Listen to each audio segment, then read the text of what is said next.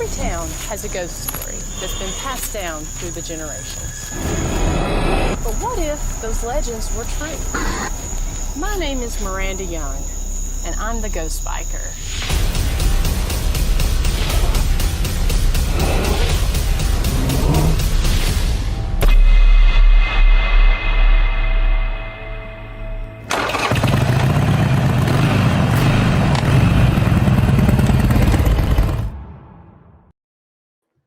Hey everybody, happy Thursday night. We are finally back here at the Ghost Biker Garage, and I am live here at the historic Scott County Jail here in Huntsville, Tennessee.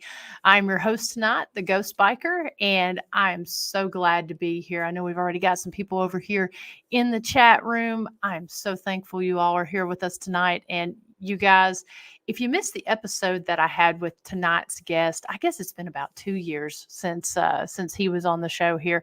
If you missed that, after you see tonight's show, you're definitely going to want to go back and watch that because you're going to want more.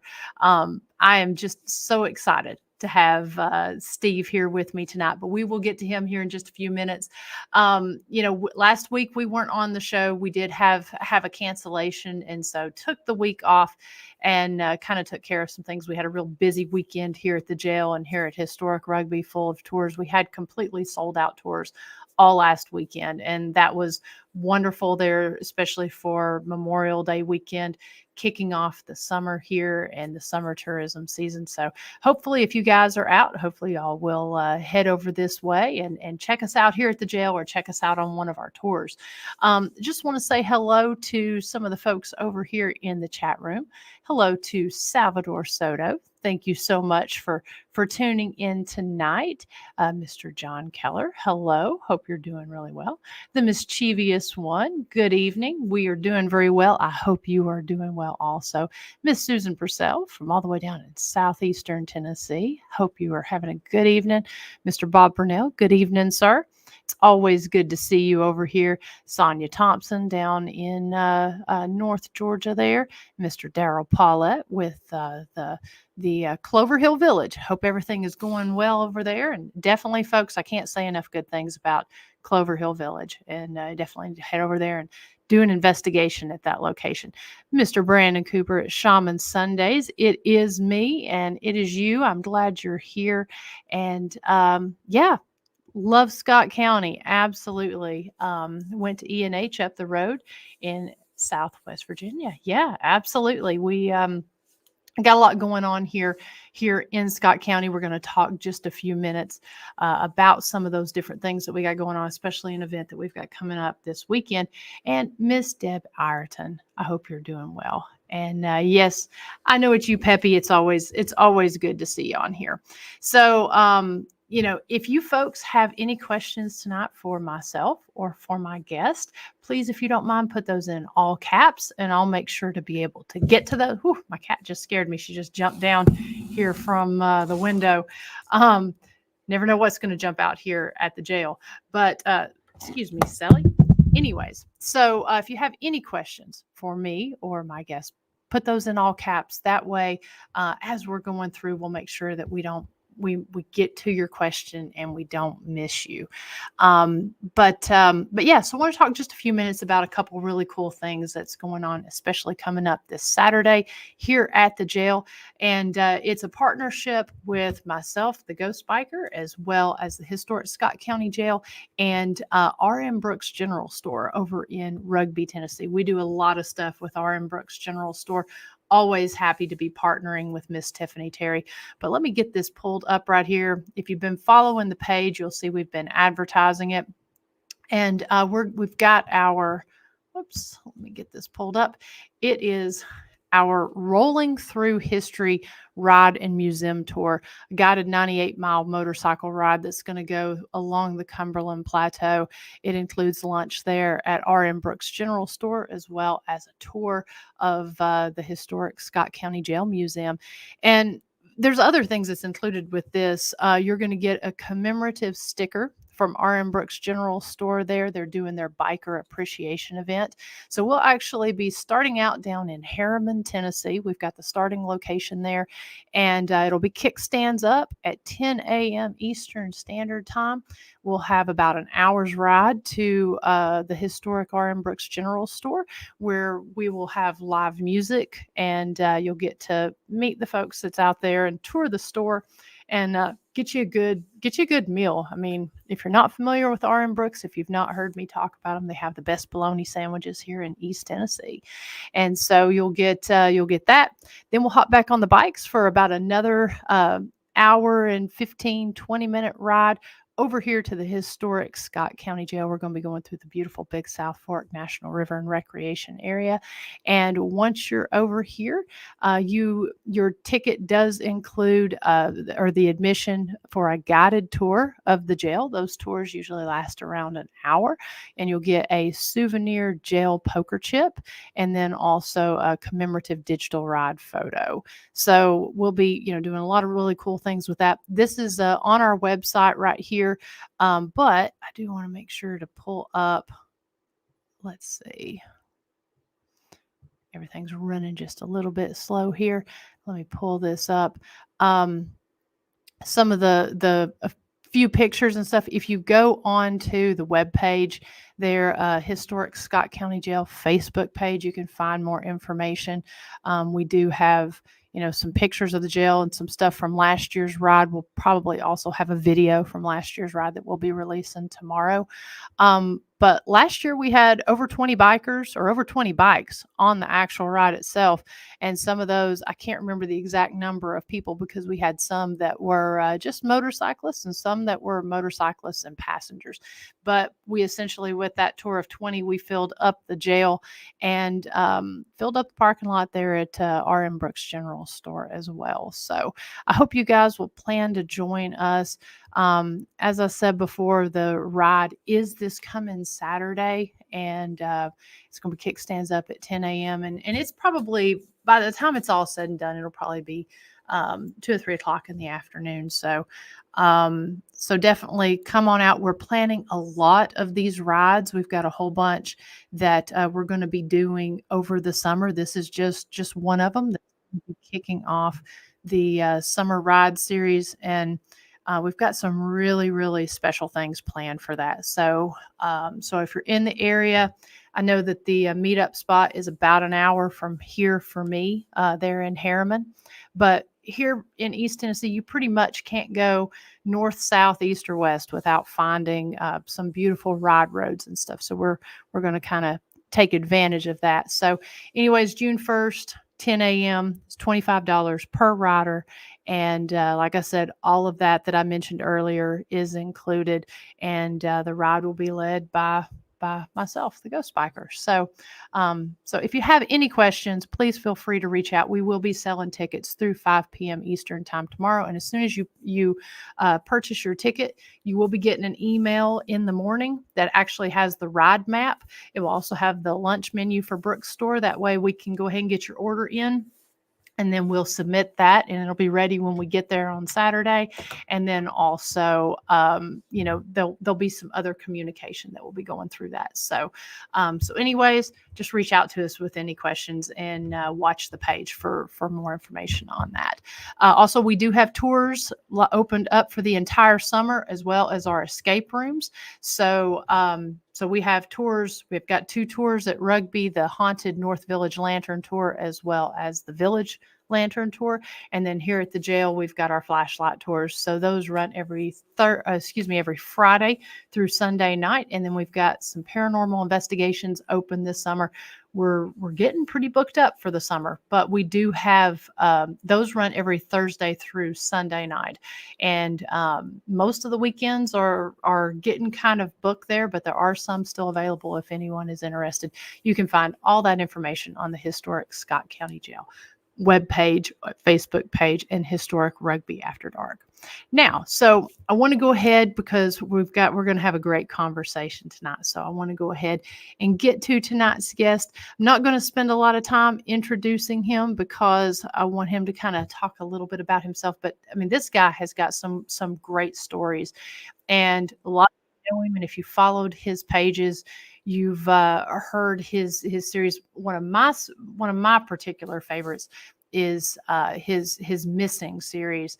That just his missing person mysteries, missing in the national parks.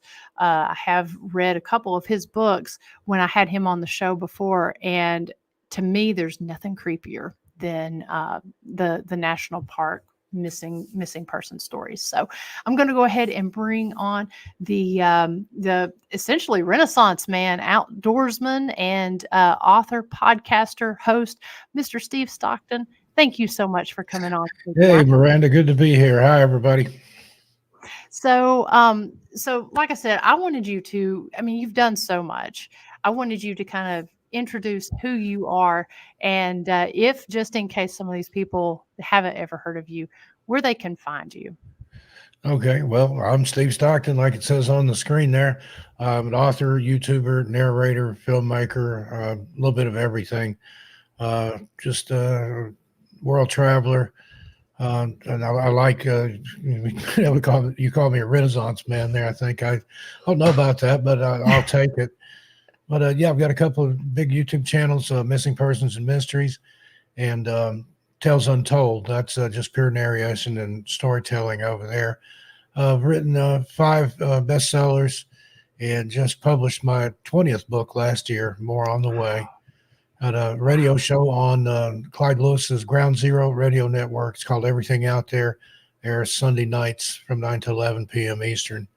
And they release the episodes. After a few weeks, they put them out on iHeartRadio and places like that if you don't catch it live. But Yeah, I've always had an interest in the missing from childhood. The Dennis Martin missing case. I was living in Knoxville at the time, same place as Dennis, and he was just a little bit older than me. I was 5 going on 6. He was 6 going on 7. Went missing Father's Day, 1969, and just captivated, the local area there, of course, and it just never found any trace of him. So that was how I first became interested in missing people at the tender age of 5. Wow. And that didn't creep you out? Was it more intriguing than anything, or was it Well, it was more intriguing, kind of a loss of innocence there, thinking about, here's a kid about my age, just we go missing, and they couldn't find him. Every day I kept thinking I would hear something. Knoxville had 2 papers at that time. The morning paper was the Knoxville Journal, and then the evening paper and Sunday paper was the Knoxville News Sentinel. And I scoured the paper for weeks, and somewhere I've still got a couple of scrapbooks of stuff I clipped out. Met his dad later in life and stuff. That's just such a sad story. And he's not the only one missing there in the Smokies. I've covered several cases from there and have some personal insight into a few of them. Thelma Polly Melton that went missing in, I think, in 1980 or 81. My hiking and skiing club was part of the search and rescue volunteers. Oh, wow. And then Trini Gibson that disappeared in the 70s. I didn't know her, but I knew of her. We went to rival schools, and she worked at Morrison's Cafeteria at West Town Mall there in Knoxville. She was one of the girls that carried your tray to the table. So I'd met her before and talked to her sister later on after that disappearance. And another one, no trace of her. Same with Polly. Wow. That always just hits close to home, especially whenever you have a connection with the location where these folks have gone missing at. Do you have any theories on any of those? Got several theories on each one of them, but Dennis, that's probably the strangest one. I think something or someone took him. Now, there's another guy here on YouTube called South Force 10, and he talks about some sort of feral, cannibal, Bigfoot hybrids or something that live in the Smokies.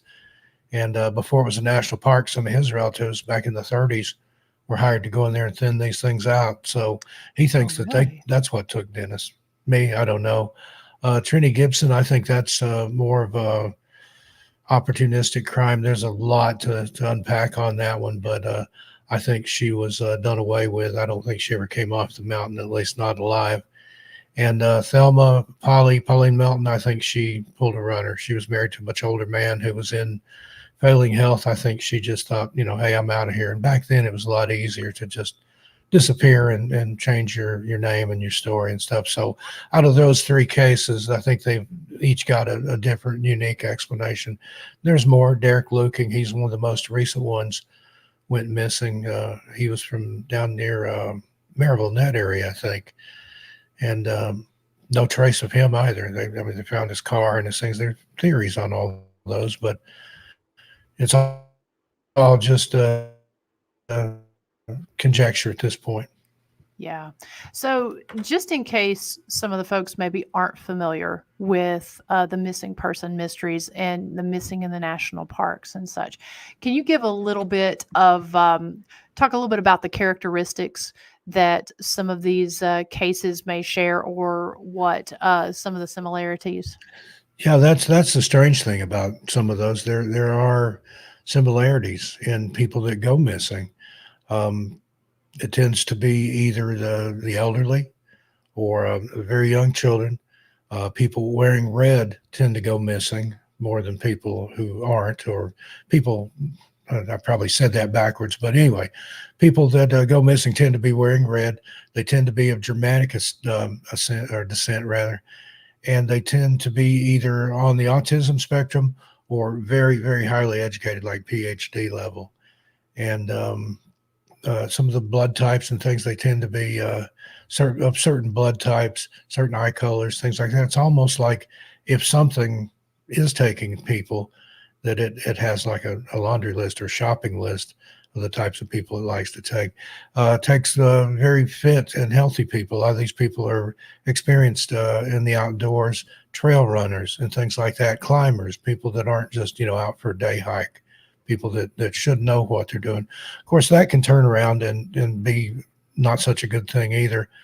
There are a lot of disappearances that are explained away, and usually the biggest thing is either overconfidence or being ill prepared for the hike and not letting anybody know where you're going and where you're going to be.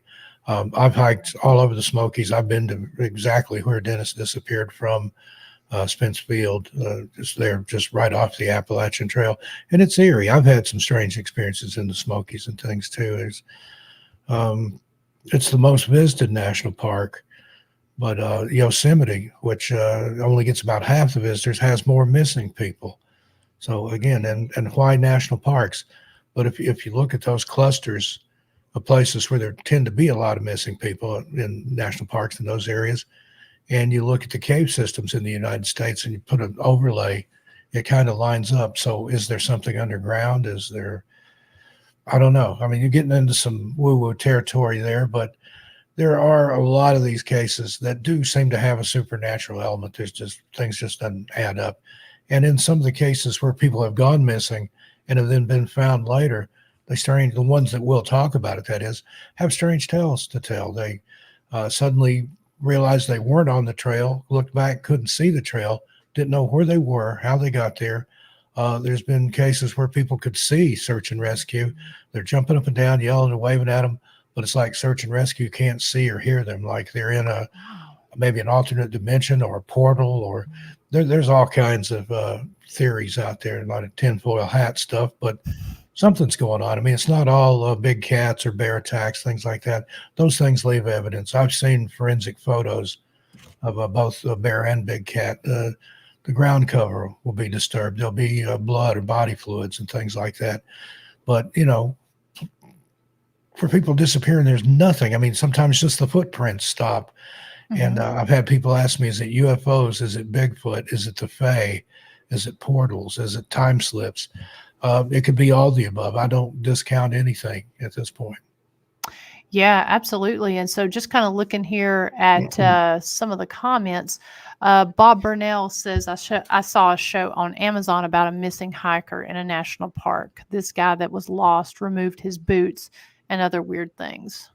Yeah, that seems to be common. There was a case, I can't remember the gentleman's name, but they found his boots, and he'd taken them off in the snow, and he continued on either barefoot or in sock feet. As far as they know, he didn't have any other boots with him. They found his remains sometime later sitting on a rock barefoot, and it looked like his bones and everything was still in his clothing, like he had just sat down there and he was within sight of an occupied cabin. Wow. Uh, Now, hypothermia will do strange things. It can cause paradoxical undressing, what they call it, where when you're actually freezing to death, your core starts throwing off a lot of heat to try to keep the vitals warm, and people will think that they're hot and Mhm. start stripping off their clothes when in reality they're actually freezing to death. As far as like all these different cases that you've studied, have the majority of them ended in fatality or with people being found? There's a lot of people that are found, but it depends on the case, really. I tend to cover the ones that are more mysterious, the ones where there is no resolution and things, and that's sad. I like to Hmm.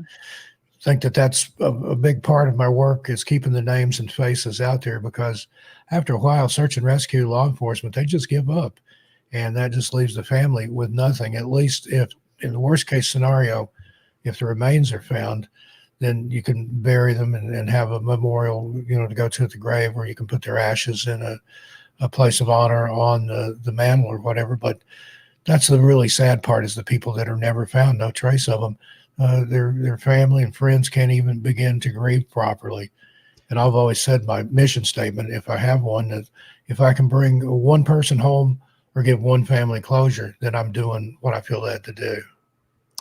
And I'm going to pull up your site here, missing persons mysteries. And so we've got Steve has a great a link tree page there that we have shared in the show notes, and we'll be Thanks. sharing some of these pages throughout. So I'm going to actually copy the link here. But so on this channel, so folks can go and they can find some of these different stories, correct? Yeah, a lot of different stories on there. People really enjoy these marathons and things, and I said it tends to be the creepier ones on here, the unexplained one, and there's other stuff on there. The mystery side of that take a lot of leeway with that, but it Mhm. mainly concentrates on the missing. But I do cover things like shadow people and paranormal stuff. And one of our most popular segments is listener stories, people that Oh. submit their encounters, and that's mostly paranormal, ghost encounters, Hat Man, shadow people, things like that. Really, really creepy stuff. Yeah, no doubt. I mean, I know for myself, the missing persons mysteries is so scary to me. I can lay down and sleep in haunted locations. I've slept in some of the most haunted places around the country, and nothing compares to sitting in my bed listening to these stories and then going to sleep for some reason. It makes me want to sleep with the light on when I hear these stories. I don't know why. It And does. I think there's in some of these cases, no, not every case, but there's something out there that takes people. And yeah. some of the people that have survived, some of the stories, the ones that we'll talk about it, they hear a voice, say from a cave, calling out to them, and it may be the voice of a loved one that's either thousands of miles across the country or even deceased. One case, a guy heard his own voice calling to him from a cave. Wow. I don't know about you, but if I hear something calling my name from a cave, I'm going to turn around and go the other direction. I would like to think that I wouldn't I wouldn't go toward it. I mean, there is a sort of fascination I know as far as investigators that we run toward things, but if I'm out in the woods, it's a little bit of a different story than if Yeah, I'm in a and I've building. done the same way. Every house that I've ever lived in was haunted to some degree. And I came to the conclusion a few years ago that it's not the houses. I think it's me that's haunted. Stuff like that follows me around. Cisco Murdoch and I have talked a lot about that, and it's something about our energy. Those things see us, and she says it's like a moth to a light. That okay, here's somebody that we can interact with or talk to, and they come Yeah. to us. But yeah, I've slept in haunted houses, lived in them. But yeah, there's just something about the woods that's creepy. And you get out there far enough. And I like to bushwhack. I wasn't like Mhm. the usual hiking trails and stuff. I like to go off grid and back in the day used a compass and a topo map. And Yeah. you can get so far back in the woods, Miranda. They're just, I mean, I believe I've been in places where there hadn't been anybody there in centuries, probably, and Mhm. you realize just how small and infinitesimal you are because some of these national parks, hundreds of thousands of acres. And Yes. you think about that, and you're like a speck out there. And that's why it's important to let somebody know where you're going, what your route is, Hmm. when you plan to be back, because it's literally, and search and rescue will tell you this, if they don't know which way you were going, which trail you're on, what your destination was when you plan to be back, it's literally like looking for a needle in a haystack. Yeah, I mean, just around here in Scott County, we have with the Big South Fork, we've had different areas that search and rescue can't get to. That Yeah, they've had to. It's taken days, and they've actually had to bring in helicopters and stuff to get back to certain areas. yeah. And we've had people missing go quite a bit in this area, or become injured on one of the trails, and they have no idea where they're at.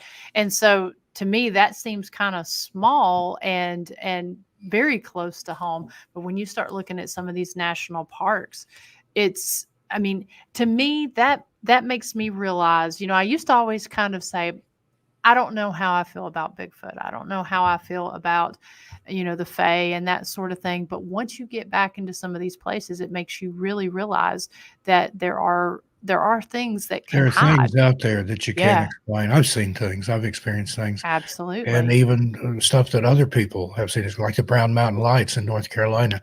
I've been up Yes. there dozens of times and saying, I can't explain it. It just is. And those are seen in there before uh, automobiles, certainly, and before trains were in that area too. It goes back to the Native American tribes in there. I don't know what those are. And I don't know. There's something out there, and I believe there are animals that we're not aware of, whether you call it Hmm. Bigfoot or Sasquatch or Sabe. Hmm. The Cherokee, among other tribes, have those legends. They also have legends of the little people. Here in Yes. New England, got the Pukwudgies. There's stuff out there.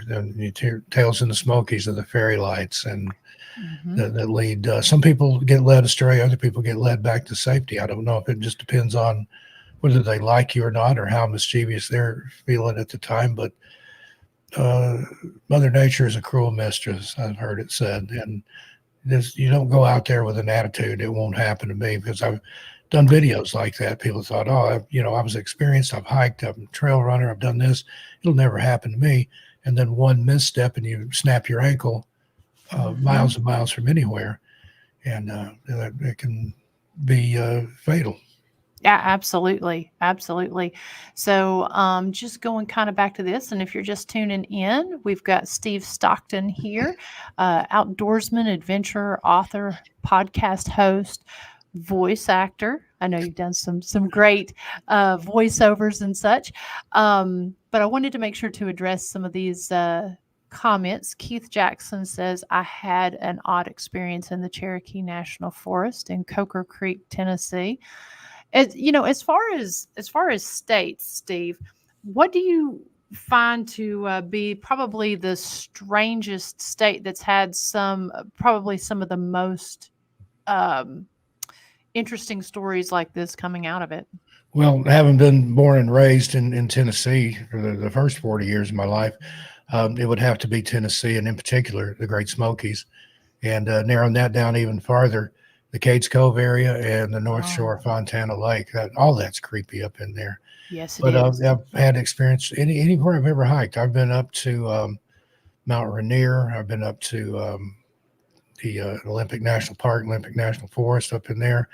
Had some weird experiences in up in northeastern Tennessee around Mountain City, um, Damascus, Virginia. The AT comes through there. I've section hiked that area.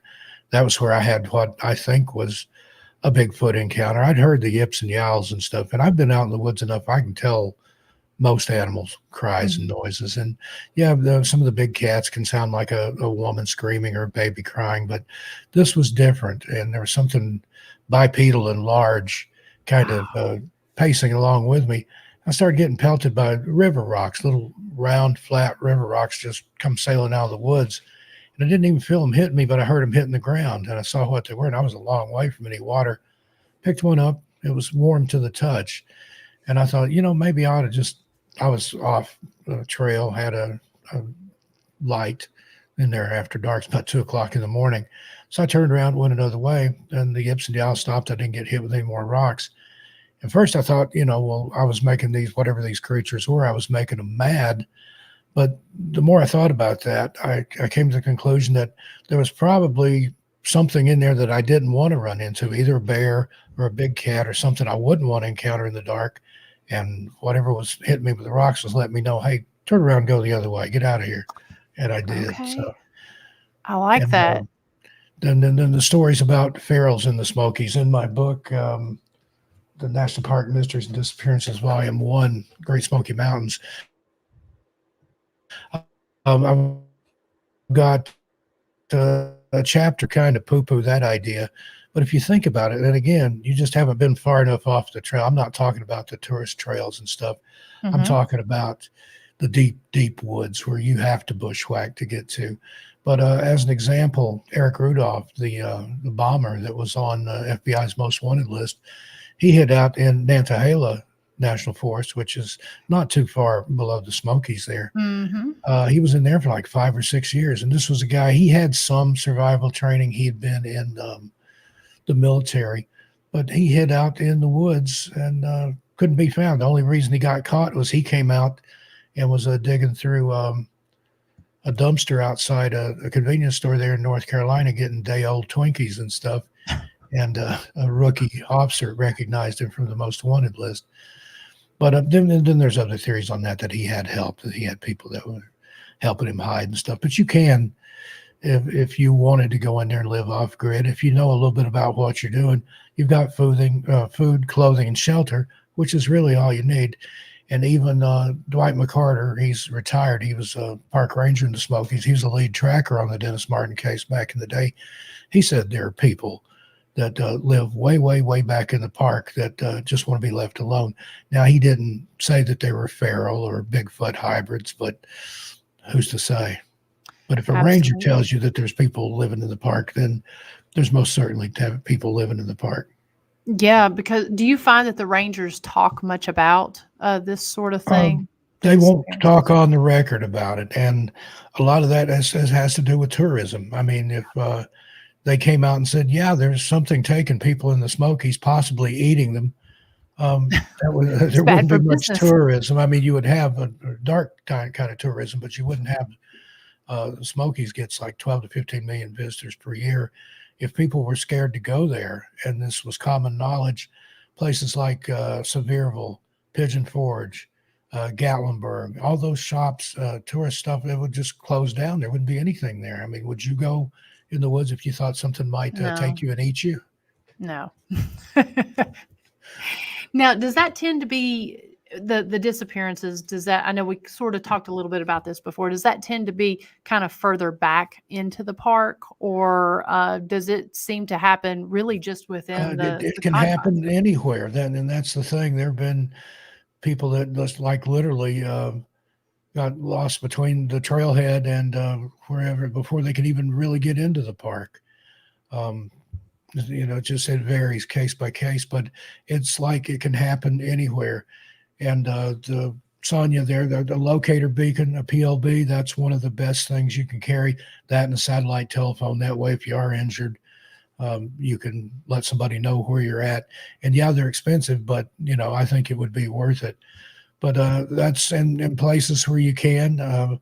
It's recommended that you go armed. A lot of the national parks have changed the rules, but I've never found a case where someone was armed and carrying a personal locator beacon.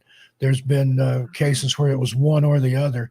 There was one guy that had a rifle with him, and they found his rifle smashed to bits. And there was another guy I heard about that had a PLB.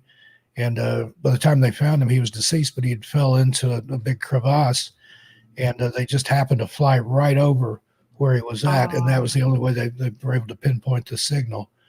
But it can happen. I mean, even learn how to read a compass, learn to chart by the yeah. stars, things like that. But carry electronics with you too. Carry a solar charger.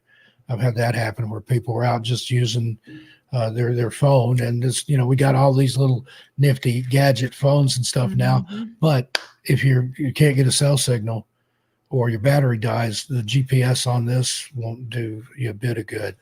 Now, will a satellite phone ping if like say you're injured and you're not somebody knows that you've not been seen for a few days or what have you?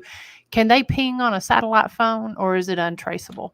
They should be able to ping it. I don't understand all I know about the technology, but if they don't hear back from you and they know, your sat phone number and stuff, yeah, they can triangulate you and supposedly get you down within a few yards or maybe even feet of where you are, at least a lot closer than just looking like literally a needle in the haystack. Absolutely. Now, Bob says we used to always check in with ranger stations in New Hampshire before we would go hiking and tell them we were going when we were coming back, etc.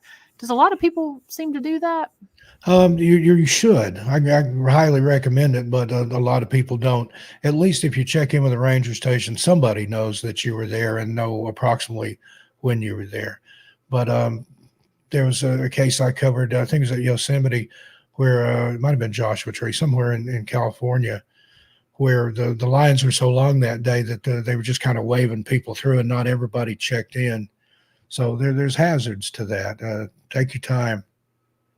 Well, and that also kind of goes to the question that I had asked, but Dee Dee kind of takes it a little bit further. She said, people who go missing, are they usually in a new area to them or places that they often go? It goes both ways. Probably more often in places that they often go, surprisingly enough. And again, that could be that thing I was talking about, being overconfident, ill prepared. Another strange thing that happens in some of these cases, as soon as somebody goes missing, the weather will change abruptly.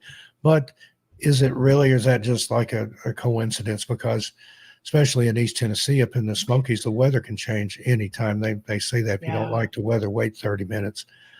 But it seems to happen right after somebody goes missing, and that hampers search and rescue efforts. Coincidence? I don't know. Maybe. What is the theory on that? Do they think that something's kind of covering its trails? Yeah, that's one of the darker theories. There is that there's whatever this is can manipulate the weather, and that kind of points toward UFO alien abductions and all this atmospheric stuff, HARP and things like that, and DUMBs, the deep underground military bases and things like that. Who knows what they've got out there? Absolutely, absolutely. And let's see here. Dark Horse says, yes, we live in the Bridgewater Triangle as well as the Puckwudgies is very prevalent here. Yeah, I've covered. I've got a video about the Bridgewater Triangle, one about the Bennington Triangle too. Just recently moved to New England. I've only been here it'll be a year in July, but want to get to some of these places. I think out of anywhere I've ever lived, there's probably more strange stuff here in New England. In fact, my wife and I are working on a book about odd and strange New England, and in doing our research, found out Connecticut probably has more than any other of the New England states. So Connecticut may get its own book unless we find more stuff Oh, wow. elsewhere. But there's a lot here. Why is that we have certain places like that, like the Bridgewater Triangle, the Appalachian Triangle there in Kentucky, the Alaskan Triangle? Why is it that there's sort of a trifecta in some of these different areas? Is it a parallel? Is it why is that? Well, I don't know if that's just a humanism thing where, we look for patterns, we look for things, and it's easy to triangulate 3 points. But when stuff does happen within those 3 points, I've covered a lot of those triangles. Like I mentioned, the Bridgewater Triangle, the Alaskan Triangle. There's a Nevada Triangle. There's a Great Lakes Triangle. And again, I don't know if that's just us as humans finding those points, or I've talked to some religious-minded people that I've had on my radio show.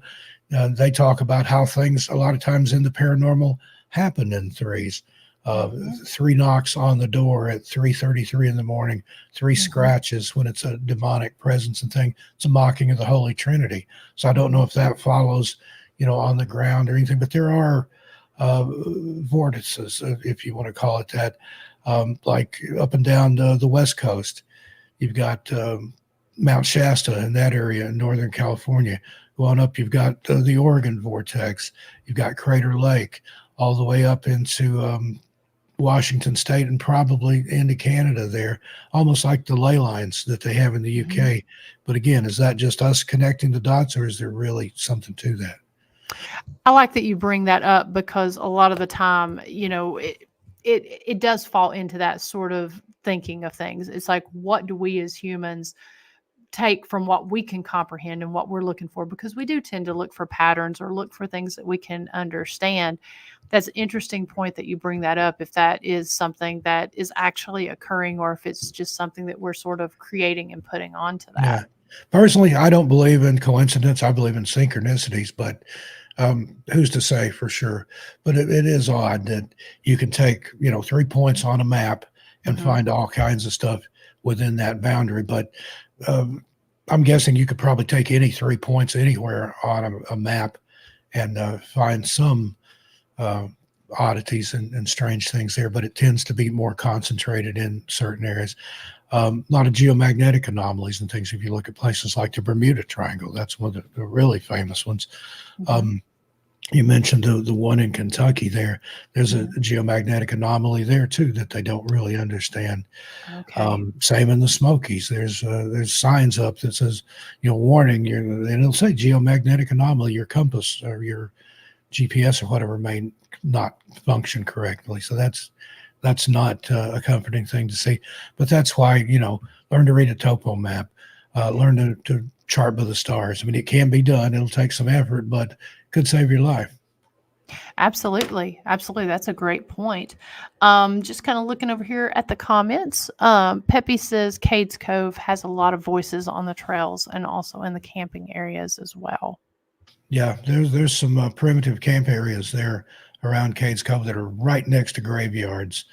And in fact, there's some hidden graveyards up there not too far from Cades Cove. Same with the North Shore, Fontana Lake. I had a friend that had their picture made in one of those cabins there in Cades Cove, and there was a person looked like standing behind him that was maybe 7 or 8 feet tall, and the person was backed up into the chimney corner there. There was no room for a person to be there, and his wife took the picture.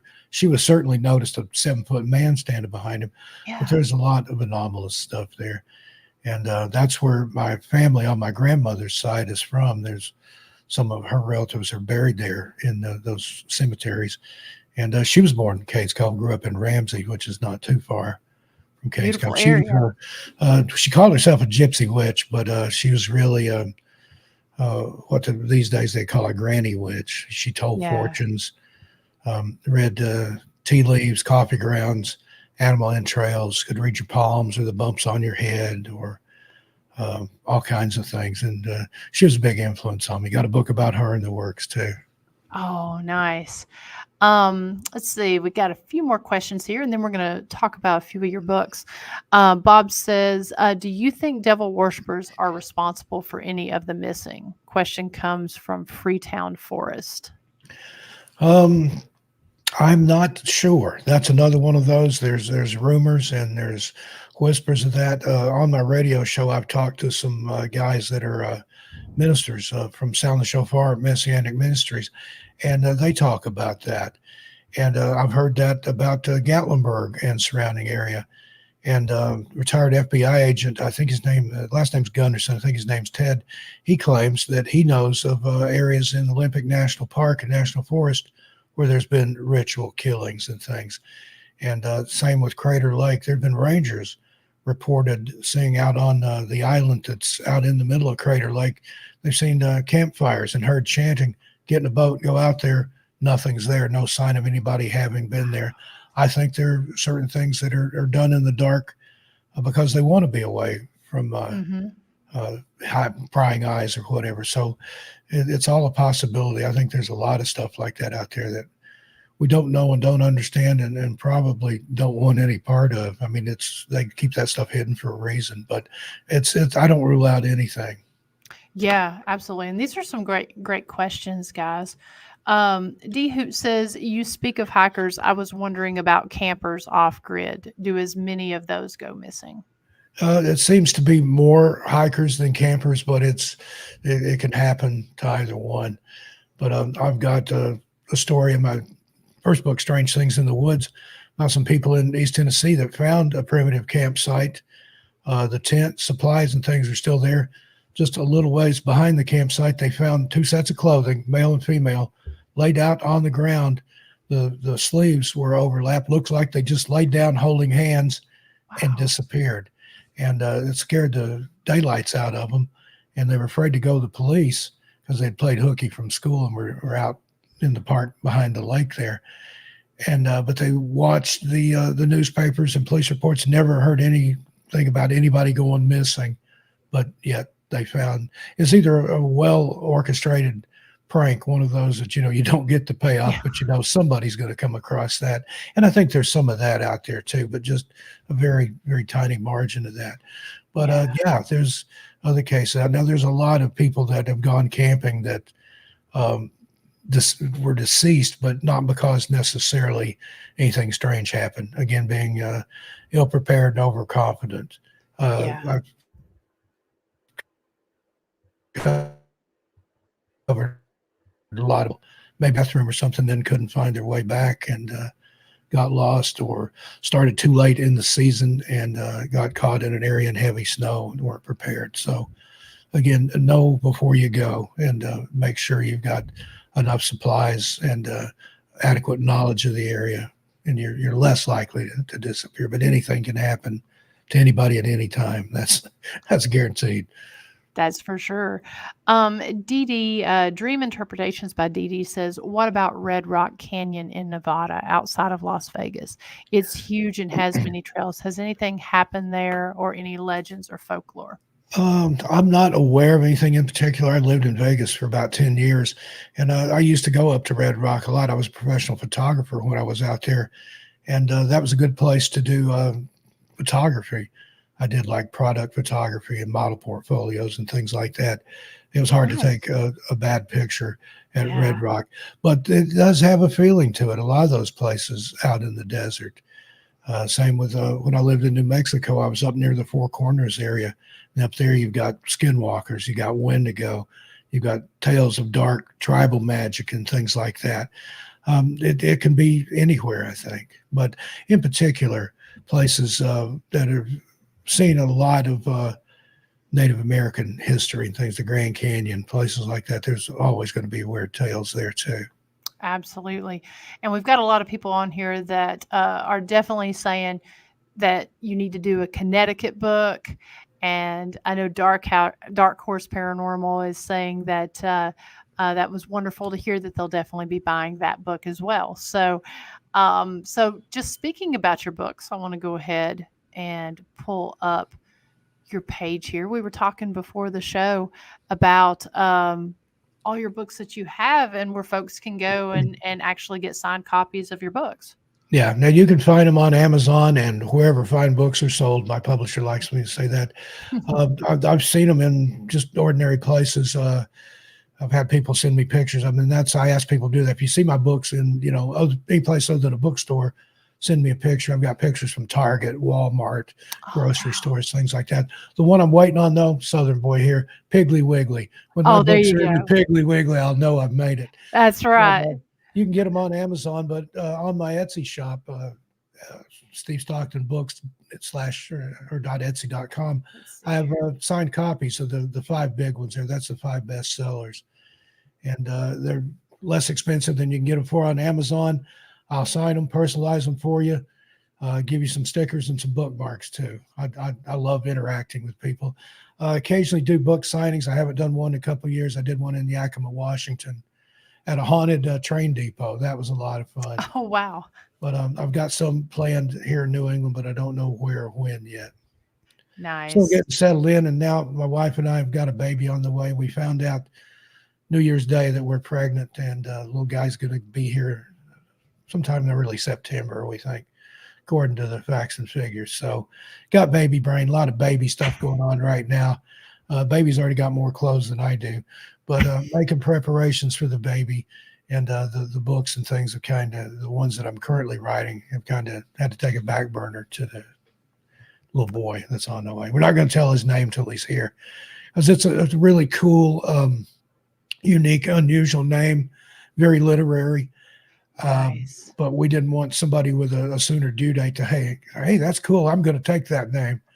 So it's Keep not it one close you'll to hear your very chest. often, but it's a cool day. Nice. Well, and we've got the Amazon page pulled up here, and like I said, we shared the link tree site there where you folks can go and not only find his hard copy books, but you can watch some of his videos and his channels and his Yeah, radio now that shows. Legends and Stories series that's started last year. We've got Appalachian Trail, Continental Divide, Pacific Crest Trail, and that's just what it sounds like. It's legends and stories from that area. Really interesting stuff in there. There'll be more to come on those, and then I've got Mysteries in the Dark.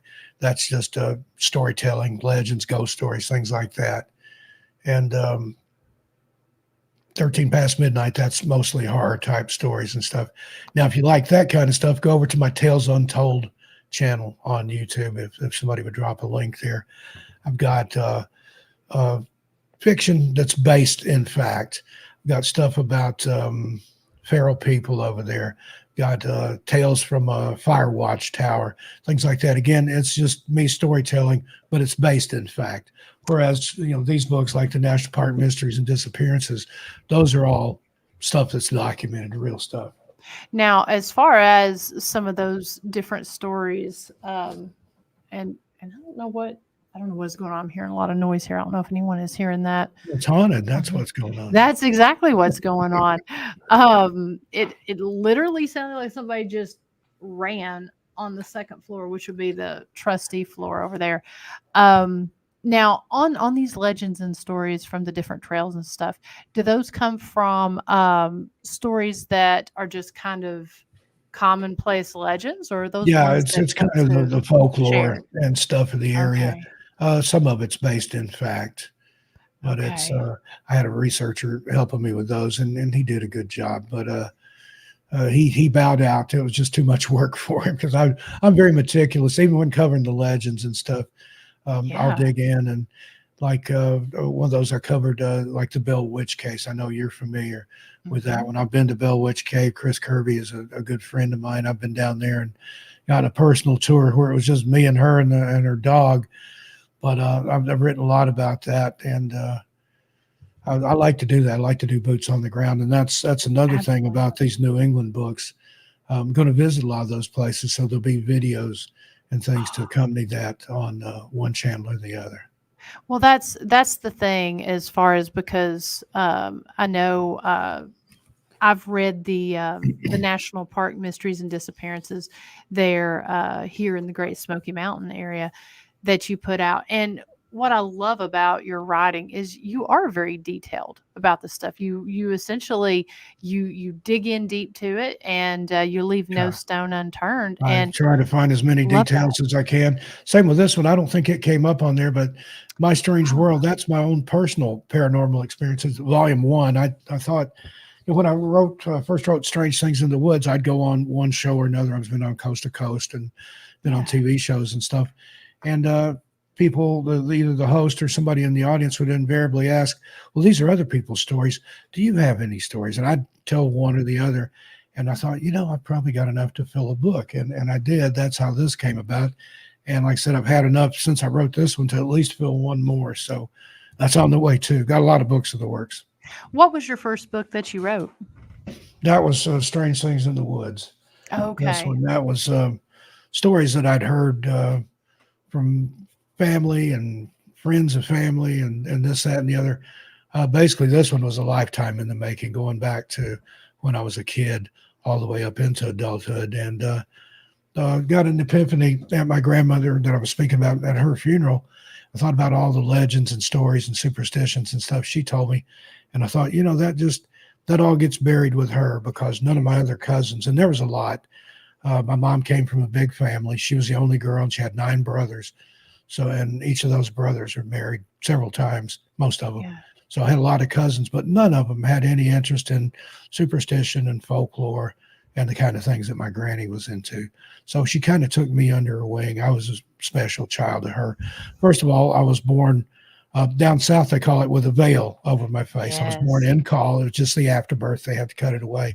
Yep. But in her superstitious mind, that marked me as a special child. That I was the only one out of all the grandchildren and great grandchildren to have that condition. So I got it firsthand from her. But Do you have the cite from it? maybe I don't want to. I don't I claim to get have you. any powers, but Yeah. like she was, sometimes I know things I don't have any possible way of knowing. She was a lot more adept at it than Sure. I am. I mean, one incident, we were on the way to her house and we had to drive by a place where years and years before a kid chasing a ball had ran out in the road and got struck and killed by a car. And I knew about this story. It's a cautionary tale. This is why you don't chase a ball into Yeah. the road. And I was laying down in the back seat reading a comic book. This would have been about probably 1967 or 1968. I was 4 or 5 years old. And just felt that weird prickly sensation on the back of my neck. I raised up and looked. Sure enough, we're going by that house. I went back to my comic book, didn't say a word about it. Well, half hour or so later, we get to her farmhouse. She lived in a big old Victorian farmhouse up on top of the hill. They'd had a dairy farm. And went in and parents were carrying stuff in. She whisked me off to her quilting room, which had at one time been a formal dining room in this big old house. But she commandeered it to piece quilts together in. And she took me into there. Otherwise, it was verboten. You were not allowed to play in the quilt room. But and she was asking me something. She'd always, teach me some superstition or a saying or whatever bit of folklore. And if I could repeat it back to her satisfaction, I'd get a candy bar or sometimes a crisp new dollar bill. Back then, a dollar bill would get me an icy and 4 or 5 comic books, So Mhm. I'd listen and repeat it back to her. Well, this particular evening, she was saying something about me feeling things. And I said, well, yeah, I've got feelings that you can hurt, or if you pinch me, I can feel it. And she said, no, you feel things like that spot on the highway on the way here tonight. And I was just Wow. like, holy cow, she can read my mind. Scared me. Yeah.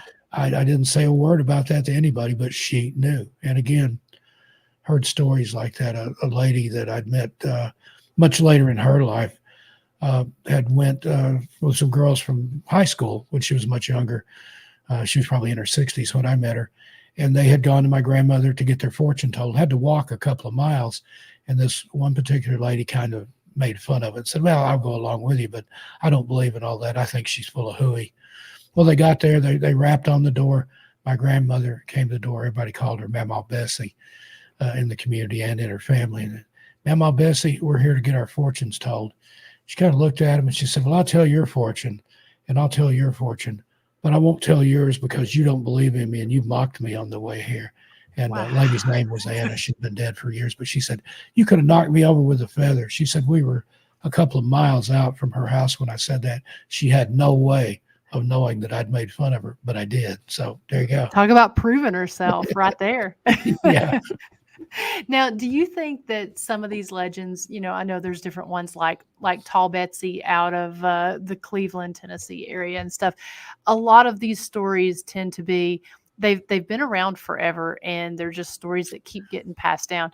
Do you find that some of those are more cautionary tales to essentially like get the kids to come in Yeah, at I think dark? so. Like Spearfinger, one that you hear in the Smokies, Mm. that's basically told to keep the kids quiet and inside at night. But I think there's a nugget of truth there. And those stories move from area to area, sometimes just a locational change. And my dad talked about that. He grew up in Fentress County over Jamestown, what used to been Stockton, Tennessee. Yep. And he had heard some of the same stories that my mom heard around the Ramsey area, halfway across the state, Hmm. but just told in that area. And in a different time, my dad was a lot older, not a whole lot, but several years older than my mother.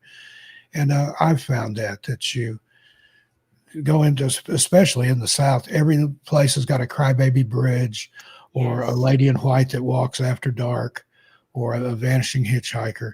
You've got that everywhere. Every little community's got one, I think. Hmm. And that's one of my favorite things to do. Sometimes I'll do readings and I like to go to old folks' home. And some people could care less. Like, what? There's not even bingo tonight. Well, they'll just work on their crochet and listen to me read out of one of my books. But there's always one or two people that'll hang around, and I know what's coming. And after everybody's left, usually a gentleman will walk up to me and say, "Let me tell you what happened to me one time." And I Oh, love that. yes. because I Yes. mean these people are old and in a home. Some of them they're headed toward the last stop on that train ride anyway. And like my grandmother, those stories go with them if they don't tell. They may have That's never right. told anybody. It was that way with Strange Things in the Woods. I had people once they opened me up telling stuff that they'd never talked to their families about. One gentleman that was from Jamestown, Otto Darrow, he was telling me some stories and things. His wife's sitting right there. They've been married for like 50, 60 years or something crazy. And she said, "You never told me that." And he's like, "Well, you never asked." But you got that. And some of them, were reticent to talk to me Yeah. until they saw that I wasn't going to make fun of them or accuse them of being crazy or whatever. And then the stories would just flow. Now, Otto was a case like that. But he wouldn't let me record him. He shied Oh, away from that. So I had to take notes and write everything down. But, uh, yeah. but like the old people that I was talking about there, that's one of our greatest natural resources as far as Yes. the stories and legends, and they know where the haunted houses are and where the Crybaby Bridge is. And then the other side of that spectrum is the teenagers.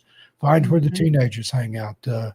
playground or the skateboard park, and go there and say, "Hey, if you were going to take your girlfriend out parking, where's a scary place?" Some got to put Yep. it in context for them. They'll say, "Oh, well, out here there's an abandoned railroad tunnel, or over where the abandoned quarry's at. They hear a guy splashing around in there at night that drowned years ago." I love stuff like that. Yeah.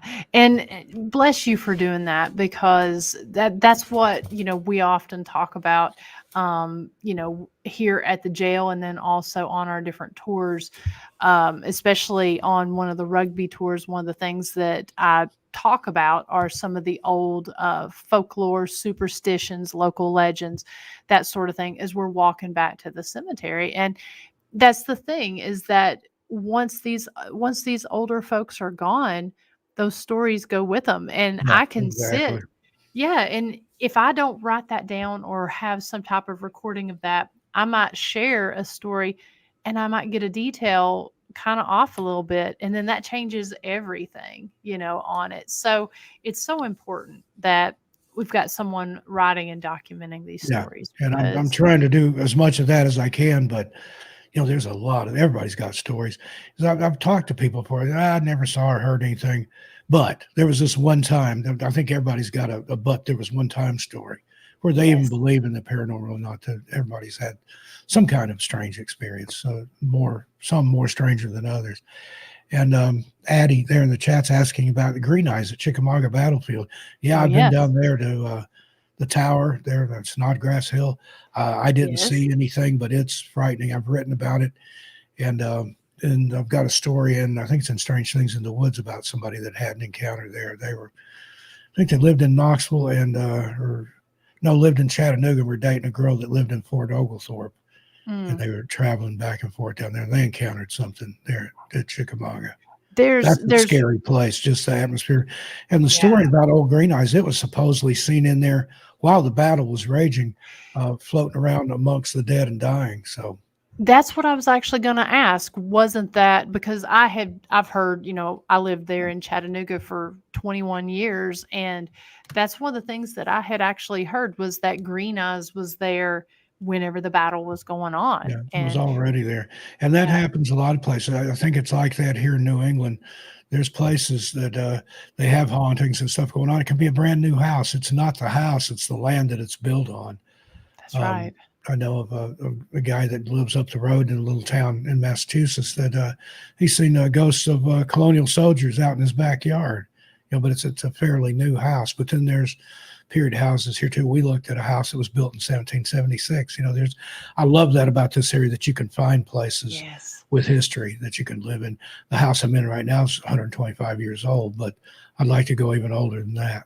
Yeah, well, and that's a human thing, right? To think that a spirit would be confined by four walls, just, within a house or Yeah. within a structure, And and can be anywhere. I mean, you look at yeah. places like Amityville, and there's another where I can't remember the name of the place, but like the whole neighborhood's haunted, but it's not Yes. the houses, it's what happened on that ground.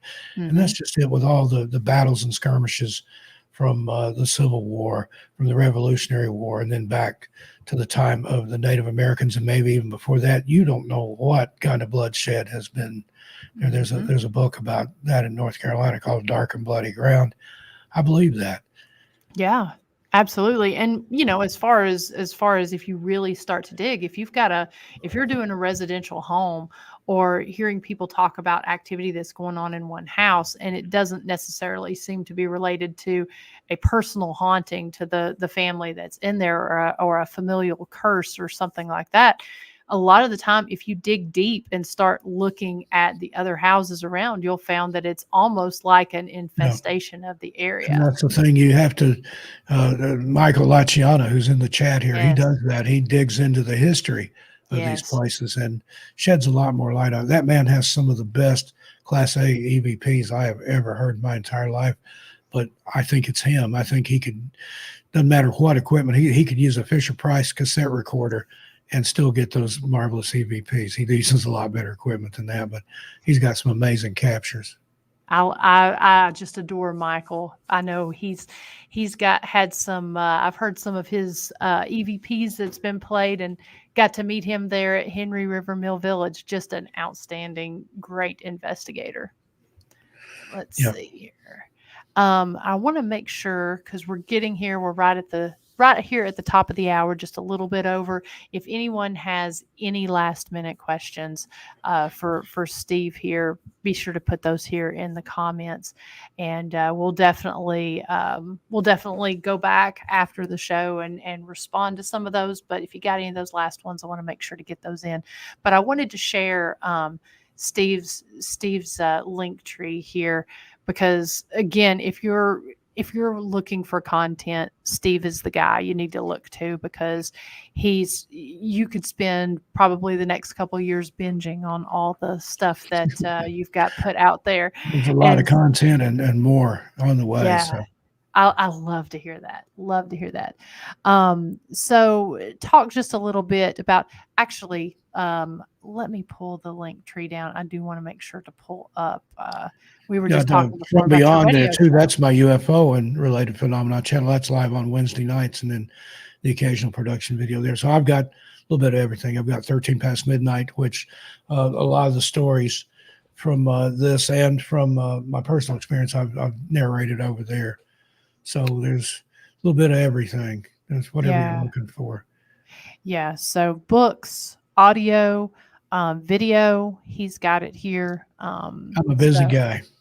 very busy guy, and I want to make sure to pull up your radio show here. Let me. Yeah, I thought I put the radio show on the link tree. Apparently I didn't. I'll add that in later.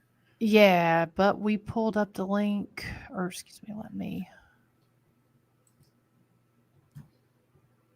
find it right So if you here. just search everything out there, Steve Stockton on Google, then you'll see one that says Ground Zero Radio, and that's the main one. That's where it There plays we go. live on Sunday nights, and it's the site's kind of confusing.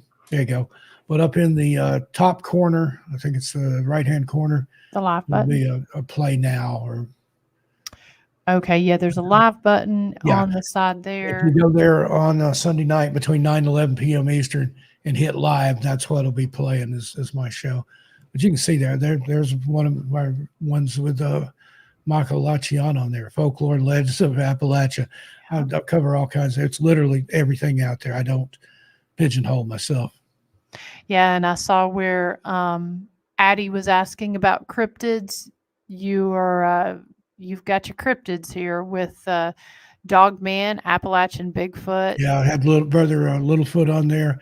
Another guest I had was Oh, it's not letting me. there you go, Star Fox from the North American Dogman Project. I had Kenny on there.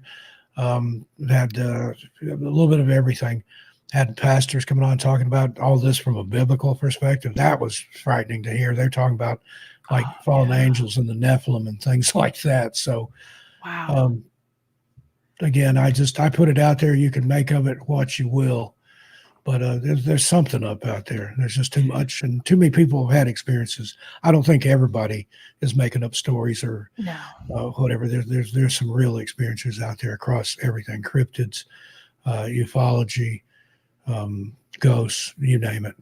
Well, before we wrap things up, what is your favorite topic to have either spoken about on the radio or written about? What is your favorite topic to cover?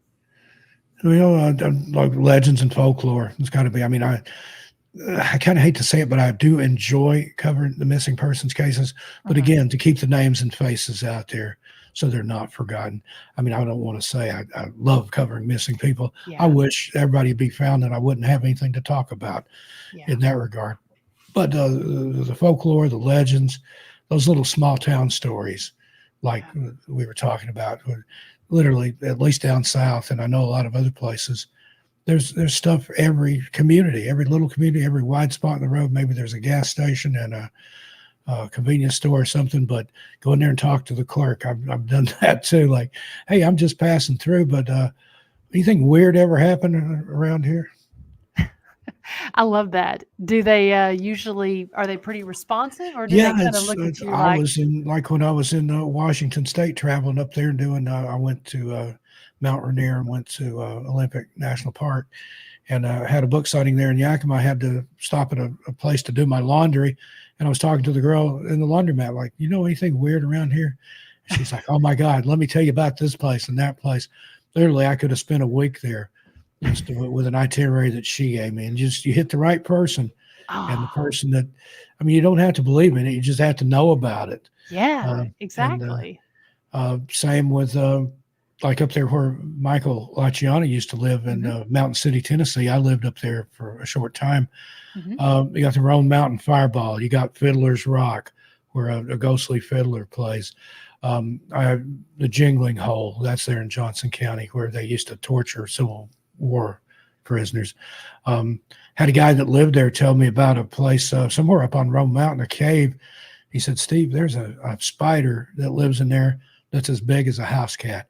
He said, I'm not talking about legs and all. He said, I'm talking about the body of the spider is as big as a Wow. cat. And then the legs. And I'm like, I'll pass on that one. But I love stuff like that, just knowing that, and this guy Yeah. told it for the absolute truth. I didn't go check it out. I don't care for spiders. I wouldn't want to encounter a spider as big as a house cat. But Yeah.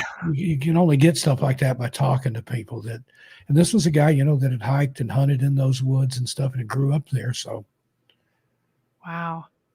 I That's awesome. love it all. As Patton was quoted about war, God help me, but I love it so. Just any of it, anything strange, unusual. And it goes back to childhood. People like John Keel, Frank Edwards, Yeah, even Charles Fort prior yeah. to that, Loren Coleman, Nick Redfern, Oh, um, all these people. I love reading those. And Frank Edwards really, really turned me on though when I was a kid. oh, Stranger Than Science, Strange Enough, Strange World, things like that. Just he was a newspaper man, kind of like John Keel. yeah. And I met Keel too. That was a lot of fun. Oh, Mothman wow. Prophecies, Disneyland of the Gods. Uh, wrote a lot of great books, just scratching the surface. Absolutely. Well, on that note, I know we've been talking about the different places people can find your content, but go ahead and one last time promote where folks can find some of your different pieces of content. Missing Persons Mysteries. That's just what it sounds like. That's there on YouTube. Tales Untold. That used to be Among the Missing, but I migrated all that content over to Missing Persons when I came back into possession of that channel. And so Tales Untold, that's mostly fiction based, in fact, and also do a lot of travel logs and stuff over there. I've got a wonderful, wonderful, wonderful video about Mammoth Cave. Doesn't have Oh, anything to do with the missing. That was going to be in part two. Um, what else is over there? Ghost from ships and things like that. okay. And then, of course, From Beyond, like I said, that's live on Wednesday nights with my good friend Lee G from the UK. He has First Floor Audio. He's my musical director, and he has an interest in UFOs and related phenomena. So we go over there on Wednesday nights and have a live show. The signed books, that's my Etsy shop. The podcast version of the old Missing channel, Among the Missing, and Missing Persons Mysteries on there too. Some people just like to listen to Yeah. my voice and don't care about the video. So that's on there too. And but there is on Missing Person Mysteries, I've got an 11-hour compilation that I put up over there. So if you want to listen to me to go to sleep, feel free, but I can't guarantee what kind of dreams you'll have. Insomniac Radio Theater, that's mostly like relaxing sounds of a campfire or rain, some music and things like that. That's just Chronic Insomnia here. That's actually my wife's channel. And then 13 Past Midnight, that's me narrating stories out of strange things in the woods and some out of my strange world. And then there's a link to Amazon. You go ahead and subscribe there at the bottom. You see that link? Doesn't cost you anything. And when I do update those links, you'll be notified. Yeah, and like we always say, we love our content creators on this page. It's one of those things that it takes a lot of time, and in some cases, people put a lot of time, money, and effort into doing this, and so it's the support of folks like you over there in the It is a chat labor room. of love, and Yeah. I'm not really fit to do anything else. I could work at a bookstore or a record store, pump gas or something, but back in previous lifetime, I did telephone tech support, second, third tier support. I was good at that because of the voice, and I can de-escalate people. But if anybody's ever worked in a call center, you know what a grind that is. And every time that beep and another call comes in, it's like your head's in a vice and it tightens a little tighter. So this is what I do now. Like I said, it's a labor of love. I've got 2 YouTube play buttons, got almost 108,000 on Tales Untold, and I'm getting close to 300,000 on Missing Person Mysteries. So I enjoy what I do, and I hope it shows. People seem to get into it and enjoy it. So absolutely. And people tell me that. I listen to you to go to sleep. I have PTSD, fibromyalgia, chronic pain, insomnia. If my voice helps you, then God bless you. You need to have a guided meditation channel after that.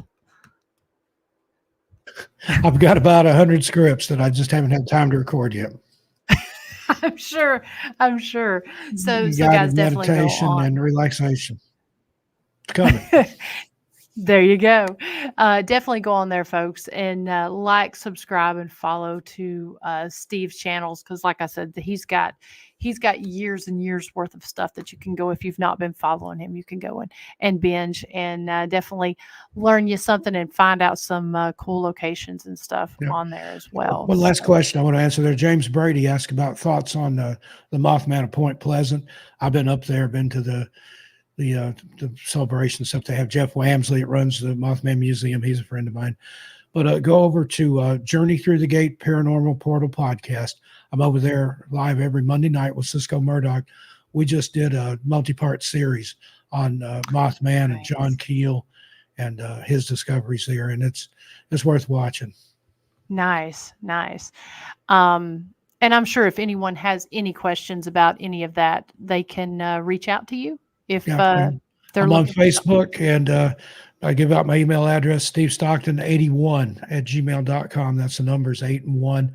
If you've got a story to tell, if you've got a question, if you just want to say howdy, that's how to get a hold of me. 81@gmail.com. Yeah. Okay. That was the year I graduated high school. And people's like, is that how old you are? Is that what year you're born? I was born in 63. Wife was born in 85, but that's another story. So yeah, you guys can go and reach out to Steve Stockton81@gmail.com with any of your questions or stories. I know he would love to answer that or to share. Hearing from you. And if you order some books from my Etsy store, I'll personalize them for you. Just tell me what you want me to say, as long as it's not an IOU or adding you to my will. I'll put anything in there. I've signed up to dogs, people, you name it. Nice. Well, thank you, Steve. And my pleasure, Miranda. This has been so much fun. And thank you to everyone over there in the chat room for your comments and questions. You make this show amazing in what it is. So we really appreciate that. And just to mention, next week, we're going to have Miss Maria Schmidt on the show, and we're going to be talking about New England classic there. Yeah, I was drinking Starbucks, and I thought, boy, I'm going to make all these New Englanders mad. I've got Starbucks too, or Dunkin' too. The Starbucks is left over from this morning. I was out, and that was the only thing nearby. But when I got home, I've ordered Dunkin'. So there you go. So we're going to actually be talking about traveling abroad and some of the different trips and stuff that she does with her adventure paranormal travel company. So that's Miss Maria Schmidt. She'll be on the show next Thursday night at 9 p.m. Eastern time. And again, before that, you can check out our pages, historyhighwayshaunts.com. That's got links to historic Rugby After Dark or the historic Scott County Jail. You can book any of our tours, investigations, and stuff on there. HistoricScottCojail.com if you want to bypass the History, Highways, and Haunts page. That'll take you right to the jail. And then, of course, on if you either Google it or go to the Facebook page, you can go to Historic Rugby After Dark. And then this weekend, don't forget, we're doing our Rolling Through History ride and tour of the museum here at the jail. And it's going to be this Saturday, Kickstands Up, 10 a.m. Eastern time, meeting down there at Harriman. But we do encourage you to get your tickets beforehand rather than just showing up at the ride, because with this, when you get them up front, you have to sign a waiver and all that good fun stuff. Plus, we want to go ahead and get your order for lunch there. So it just takes care of everything. And whenever you're signing up online there, it gets the waiver signed and all that good stuff. So, and if you're in the area and go do that. I've been to Rugby hundreds of times. I've gone from Tennessee for about 20 years, but as soon as I can get back, I'm headed to the Scott County Jail, and I want to do the Rugby tour because I've been there. Used to eat at the Harrow Road Cafe and had those famous bologna sandwiches from R.M. Brooks. Yes. I love that part of the country over there. Yeah, and I was my wife's never been down south, so can't wait to get her back to Tennessee.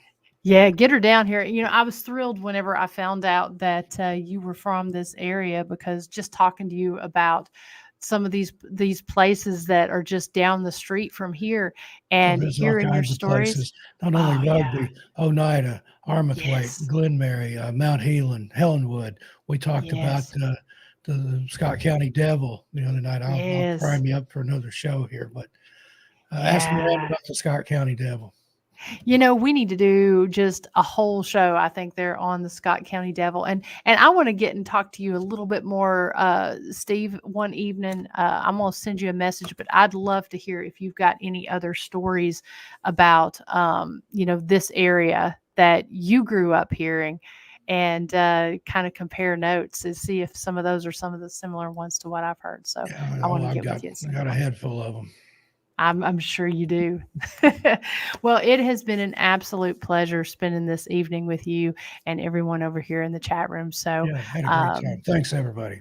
Yeah. So until next week, I hope everyone will come out and see us here at the jail at Rugby and maybe do a little motorcycle riding with us this weekend. So until I see you next week, hope everyone has a great night. Thanks, everyone.